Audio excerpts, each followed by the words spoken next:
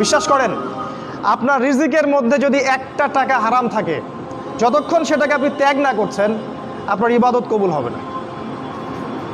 কোনো ক্ষমতা নাই এই হাদিসটাকে উল্টায় দেওয়ার। আল্লাহ পাক বলেছেন, ইন্নাল্লাহ তয়্যিব লা ইকবালু ইল্লা তয়্যিব। আল্লাহ পাক পবিত্র, তিনি পবিত্র রিজিক ছাড়া কবুল করেন না।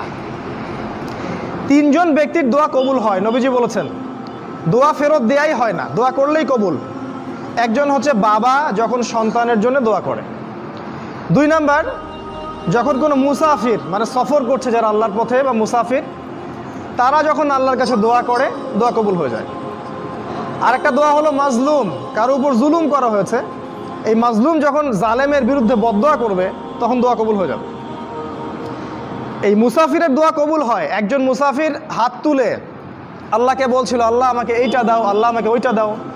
আর আমাদের নবীজি দেখে বললেন যে মুসাফিরের দোয়া কবুল হয়, কিন্তু এই ব্যক্তির দোয়া কেমন করে কবুল হবে যার খাবার হারাম, পানীয় হারাম, পোশাক হারাম, সবই হারাম। মানে রিজিক হালাল না হওয়া পর্যন্ত ইবাদত কবুল হবে না। তাই যাবতীয় সুদ, যাবতীয় ঘুষ, এই যে হারাম রিজিক, হারাম পণ্যের ব্যবসা, এগুলো থেকে তওবা না করা পর্যন্ত ইবাদত তো কবুল হবেই না, আপনি ইবাদতের স্বাদ পাবেন না।